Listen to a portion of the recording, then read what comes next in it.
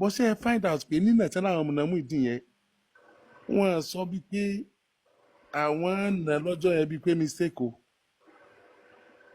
kò jọ bí pọ́jọ́ kan ni o ṣé bàbá ti gbàgbé pé àwọn ọmọ Muyideen kúrò láàrin ibi táwọn èèyàn bíi tàwọn ń gbé ni tí wọ́n ti gbàgbé irú ibi tí wọ́n ti mú Muyideen kúrò ni ẹni tí ó bá ṣe fóúnjẹ fún wèrè tó yóò lajúlẹ̀ nípa tí ẹ̀ Muyideen ni pásítọ̀ ni wọn sì yẹn bákan náà náà àwọn fẹ́ sọ dé èèyàn bíi tàwọn ni náà kò sí lè dè èèyàn bíi wọn láéláé Ọlọ́run nìkan ló lè sọ dé èèyàn bíi wọn. My heart was bleeding this morning when that guy was giving me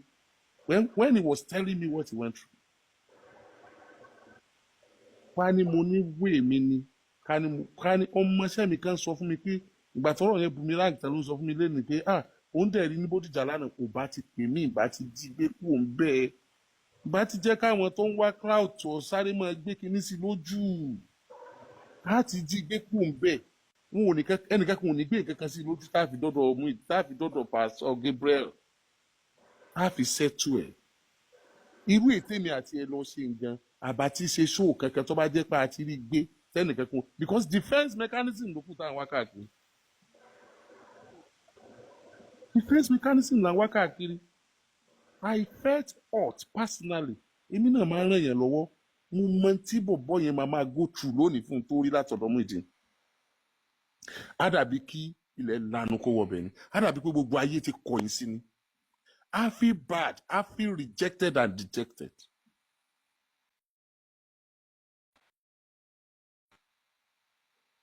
mo so wọ́n ní torí ìrègùn la fi ń ṣoore Yorùbá ló pòwe bẹ́ẹ̀ wọ́n tún ní mo ṣoore kò gbè mí ó lọ́wọ́ kankan nù ni. a gbọ́dọ̀ wá carry the way àti Muyideen àti Àgbàlá Gabriel náà jọ ṣera wọn lóore wọ́n jọ ṣera wọn lóore ni Àgbàlá Gabriel kó lọ wo followers ẹ̀ kó tó dọjọ́ tó mú Muyideen kúrò níta kó lọ wo ọkọ tẹ̀lé kó tó di pé ó mú Muyideen kúrò níta kó wá wo iye àwọn tó ń tẹ̀lé nígbà tó padà mú Muyideen kúrò níta kó wá wo bí nǹkan ṣe ń rí lẹ́yìn tó mú Muyideen kúrò níta ẹ wo ajá wèrè tí ń sùn sẹ́nu ọ̀nà èèyàn lásán béèyàn bá bínú lé lọ́ngbà míì bóyá rìsìkì béèyàn lé lọ yẹn èyí ó mọ̀ torí kálukú ló ní spiriti tiẹ̀ lára tó ń bá fínra bóyá ó sin lọ́hùn bóyá kò sin lọ́hùn bóyá ó ṣe tìbílẹ̀ bóyá kò ṣe tìbílẹ̀ bóyá ó gbọ́ lọ́hùn gbọ́ bóyá kò gbọ́ lọ́hùn gbọ́ spiriti kálukú ń tẹ̀lé káàkiri ni yóò dẹ̀ máa tẹ̀lé dọ́dọ̀ olóore rẹ̀ ẹni tó bá dẹ̀ ṣe lóore spiriti yẹn ó máa wọ́ọ̀kì dẹ́ yóò bẹ̀rẹ̀ sí ní máa ṣiṣẹ́ fẹ́ tó sẹ́ni ẹ lóore ni. àṣìṣe àkọ́kọ́ náà tá a gbéwèé lé fún Muyideen kọ́ mọ gbéwèé lé lọ ṣé Muyideen wọn ta léwu ni àbí ó sùn jẹ ṣé Muyideen lè ní access sílé yẹn ṣé tí pásítọ̀ ọba lè ṣe nǹkan kan fún Muyideen tí bá ń gbélé yẹn àwọn tó jólólùfẹ́ pásítọ̀ tínú ń bí wọn sí tí Muyideen ṣe fún pásítọ̀ ṣé wọn ó sì jọ fara gbénu léwu ṣé Muyideen gan safe lọ́dọ̀ ìyàwó ẹ̀ ṣé Muyideen gan safe lọ́dọ̀ ìyàwó ẹ̀ gangan Muyideen sọ pé pásítọ̀ ń báyàwó òun ní àjọṣepọ̀ lóòótọ́ ni irọ́ tó jìnnà sóòótọ́ ni Pastor Gabriel can never do that ìgbà tó sọ fún mi mo ní ìyàwó rẹ̀ ò tó bàtà ẹsẹ̀ ìyàwó Gabriel fúnra ẹ̀ ní tíyàwó òun bá lọ fẹjọ́ sùn pásítọ̀ ò ní gbọ́ tẹnu òun tìyàwó òun wọ́n gbọ́ tí wọ́n fi máa punish òun ìyẹn tí ń sọ nìyẹn kì í ṣe pé pásítọ̀ báyàwó ẹ̀ sùn gangan ìyẹn ló dùn kì í ṣe pé pastor can never do that ní tí ń sọ gẹ́gẹ́gẹ́gẹ́ nìyẹn now ẹlẹ́ẹ̀kejì ni pé ibi tí wọ́n kọ́lé sí yẹn tí wọ́n kọ́lé sí fún sí yẹn tí pastor ti gbàgbé ni pé àwọn tá à ń ràn lọ́wọ́ ìgbọ́n jù wá lọ Ọlọ́run ló so wọ́n mọ́lẹ̀ fún wa tá a fi ń ràn wọ́n lọ́wọ́. ẹran ọdún lóde tá à ń ra àgbò yìí àgbò tọ́lọ́run bá túlẹ̀ fún yàn ẹni tó ra nǹkan ni ọ̀pá torí ọ̀kan pa ni ṣùgbọ́n Ọlọ́run mú un lẹ̀ fún wa ni bẹ́ẹ̀ lọ́lọ́run ṣe mú àwọn èèyàn tá à ń ràn lọ́wọ́ lẹ̀ fún wa ẹlòmíì gbọ́n jù wá lọ ẹlòmíì ò mí wẹ̀lì fún wa ẹlòmíì inú àwọn tá à ń ràn lọ́wọ́ tó bá tí òun lọ dáa fún jù wá lọ ni kò ní ràn wá lọ́wọ́ ṣùgbọ́n àwọn tá à ń ràn lọ́wọ́ tí wọ́n ń ṣe bí ọ̀dẹ̀ they are smarter Muyideen sọ fún mi pé ilé wo náà kọ́ fóun where is freedom onílé tó jẹ́ pígbà tí wọ́n ń kọ́ fóun òun wá ń ṣàdúrà pé gbogbo àwọn tó ń kọ́lé fóun ọlọ́run bá tí wọ́n da nǹkan kan rán pé ilé wo nílé ẹ̀ bóyá pásítọ̀ kan fọ̀rọ̀ yẹn ṣeré ẹ wò gbà tó ti mọ́rọ̀ yẹn sọ́wọ́ láti gbà tán ti ń kọ́lé lọ́wọ́ ó wá sọ̀rọ̀ yẹn mọ́rọ̀ nísìn tó yẹ kó sọ̀rọ̀ yẹn nísìn ọ̀rọ̀ yẹn wà nú ẹ̀ ni ṣùgbọ́n ó rí i pé òun ò ní àǹfààní láti express ẹ̀ ó dẹ̀ ń bànú jẹ́ ní ó fi ṣẹ̀ṣẹ̀ sọ nígbà tó sọ yẹn so Muyideen gan wora rẹ̀ bíi pé ibi tó ń wà yẹn òun ṣàtìpó ni torí pé ibi tílé yẹn wà náà inú ọgbà chọ́ọ̀chì ni gbogbo àwọn ilé pátápátá yẹn náà wà kódà sí tí èsì ti Muyideen is it an obligatory sọ̀rọ̀ yẹn ni kí wọ́n lọ chọ́ọ̀chì yẹn ni ṣé bí kó tó di pé pásítọ̀ nà ṣé bí mo rá àwọn ọmọ kéékèèké tó wà níbẹ̀ tí wọ́n kọ́kọ́ na Muyideen tí wọn ò tiẹ̀ tó pásítọ̀ gan àwọn ọmọ kéékèèké tó wà níbẹ̀ ló kọ́kọ́ na Muyideen pásítọ̀ sọ pé àwọn ò tiẹ̀ mọ̀ pé wọ́n ti nà káwọn tó dé. bẹ́ẹ̀ni ó sọ nínú fídíò yìí. wọ́n láwọn ò mọ̀ bọ̀bọ́ yẹn sọ pé wọ́n ti na òun kí pásítọ̀ tó dé pé pásítọ̀ náà tún wá na òun ẹ ti ẹ̀já ká ti pásítọ̀ ọ̀tọ̀ ni ewu ní tàwọn kéékèèké náà tí wọ́n ń na Muyideen èyí tó mú àwọn kéékèèké yẹn gbọ́wọ́ sókè na ọmọ 40 years ẹjẹ́ àwo ipò tọmọ 40 years yẹn wà ń bẹ̀ ipò ridicule ipò humiliation ipò tí ò pilẹ̀ dáa ẹ dákun bí tí wọ́n ti mú Muyideen wá èèyàn lè wà rúbi ọwà nǹkan mọ́ mu ti tẹ́lẹ̀ ó lè wà ń bẹ́ ọmọ mu sí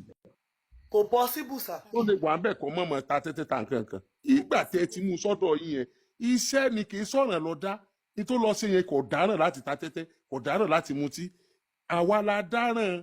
ká wá bá a ṣe gbà lọ́wọ́ rẹ̀ pẹ̀lú ọgbọ́n rehabilitation. yes ká rehabilitate ẹ̀ with prayer with support with love not with humiliation not with ridicule not with àwọn nǹkan tí ò tọ́ sí not with insult and bringing down of dignity. ẹni tí ó ń sọ fún mi pé òun ò lọ máa sun títì ó pé òun ṣe bí èèyàn ni bí ò tiẹ̀ ní làákàyè tí kò mọ̀ pé ẹ̀fọn jẹun níta yàtọ̀ sínú ilé ni beating nìkan kọ́ ni problem àwọn tó attach mọ́ beating yẹn pọ̀ kán má ná gan kó mọ̀ wò pé àṣìmí wá ìyàwó àpọ̀kọ ni tó bá tún ti sọ̀rọ̀ báyìí wọ́n bù mí ni how does my wife have edge on everything over me? Does that mean I don't have any brain? Am I that useless? Am I that stupid? Am I not a man? tó dẹ̀ ráwọn yòókù tí wọ́n wà bẹ́ẹ̀ tí wọ́n níyàwó tó rí bí ìyàwó wọn àtọkọ ti ń ṣe. How do you expect him to feel? ọ̀rọ̀ ṣẹlẹ̀ àwa gba kí ṣọ́ọ̀pù lọ́wọ́ ọkọ àgbà kí ilé lọ́wọ́ ọkọ àwa kò léyàwó lọ́wọ́ ṣé bá a ti rẹ̀ ti sọ pé a ti kọ́ fún a ti bùn ẹ jẹ́ ó ṣe bó bá ṣe fẹ́ ṣe advice ló kù tọmọ 40 years need advice ló kù bẹ́ẹ̀ ṣe wá kó léyàwó lọ́wọ́ wọn wá ń béèrè owó náà sóun rówó tó ń fi jẹun ìyàwó wa ní òun fẹ́ repo sí jẹnẹrétọ̀ owó tó wà lọ rẹ̀ yóò fi repo sí jẹnẹrétọ̀ ọkọ̀ ìbá máa jẹun ṣọ́ọ̀pù tó jẹ́ pé ọkọ̀ la sì kọ́ fún ìyàwó tó jẹ́ pé gbà torí pé pásítọ̀ ń gba owó fún bọ̀bọ́ yẹn ni ló wù ú wá ní ìgbésí ayé rẹ̀ wù òun kí ni ìgbésí ayé rẹ̀ tó ti rí tẹ́lẹ̀ sọ́mọ̀ rí ìgboro ni sọ́mọ̀ ìgbésí ayé ti ń gbé ni wá ní ìgbésí ayé rẹ̀ wù òun ọ̀dà ọkọ̀ rẹ̀ ń lọ báyìí sọ tẹ̀lé lọ ó lòun ò ní tẹ̀lé lọ. ẹ dẹ̀ lọ rẹ́gísírì ẹ lọ ṣe court wedding ní rẹ́gísírì ó dẹ̀ lóò ní tẹ̀lé lọ kémi bọ́ sọ̀rọ̀ kémi bọ́ bá sọ̀rọ̀ kó dúró ni. the worst part of it is that ó yá lie prostrate ẹ̀mẹ́gbà wa ìyàwó dẹ̀ dùn bẹ́ẹ̀ wọ́n dẹ̀ nọkọ in the presence of the wife. in the presence ìyàwó lójú wà nínú ìyàwó shop ẹ̀ lójú ẹ̀ ní now in her presence then ló ti gbà bọ̀dé fọ́kọ ẹ̀. in her presence bọ̀bọ̀ yẹn ò kì í sọkọ ẹ̀ because I asked the woman pé jọ kí ló wù ọ́ lára ilé kí ló wù ọ́ kí ló fẹ́ lára ẹ̀ extremism wa bá a ṣe máa pe àwọn èèyàn Ọlọ́run bá a ṣe àwọn tí máa ń sọ̀rọ̀ àǹdí wọn lọ́pọ̀lọpọ̀ gbà ni wọ́n máa ń dá ọ̀pọ̀lọpọ̀ ọ̀ràn sí wọn lọ́rùn àwọn ni máa ń mú ìyàwó míì fi ọkọ rẹ̀ lẹ́nu ilé tí ó sàn ké mọ́ lórí tí ó lọ́mọ kúnlẹ̀ gbóúnjẹ fún alàgbà ní ṣọ́ọ̀ṣì wọn kò lè kúnlẹ̀ fọ́kọ o ṣùgbọ́n yóò kúnlẹ̀ fún pásítọ̀. mo gbàládùá lẹ́ẹ̀kan sí Ọlọ́run ní jẹ́ kí màá yẹn jábọ́. ká nígbẹ̀yìn lẹ pàdé irú èèyàn bíi ti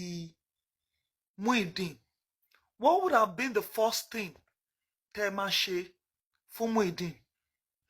tó bá yẹ pé mo pàdé Muyideen ní irú ibi tí mo ti rí Muyideen yẹn màá mú Muyideen lọ sí hospital wọ́n á bá mi text ẹ̀ gbogbo àwọn ọmọ tẹ́ẹ̀rí tí mo máa kó sílé tí mò ń tọ́jú yẹn gbogbo test tí o make HIV tí mo gbogbo ẹ̀ ni wọ́n bá mi ṣe fún wọ́n á bá mi test ẹ̀ tí wọ́n bá mi test Muyideen tán dáadáa tí wọ́n ní kò ní mental issue èmi wá mọ̀ pé àìní mental issue yẹn Muyideen ní láti reintroduce sí àárín àwùjọ àwọn èèyàn mental issue ó lè má ní mental issue kan lọ sọ pé wà okay but kò lè gbé pẹ̀lú àwọn èèyàn mọ́ ó ti jìnnà sí àwọn èèyàn tẹ́ bá rántí Àgbàlá Gabriel ló bá parí ìjà láàrin òun àti ìyá rẹ̀ bẹ́ẹ̀ ni kò bá ẹnìkan kan ṣe mọ́ ó ti jìnnà sí àwọn èèyàn so tí mo bá ti pé kò ní mental issue màá jù sí Àgbàlá mi nírú àgídìgbò yẹn màá máa sọ bó ṣe ń relate pẹ̀lú àwọn èèyàn màá máa sọ bó ṣe ń relate pẹ̀lú àwọn èèyàn tí mo bá ti rí i pé òun náà ti ń rẹ́rìn-ín ó ń dá sọ̀rọ̀ ọ̀rọ̀ ẹ̀ yàtọ̀ díẹ̀ torí pé bọ̀bọ̀ yẹn ò lè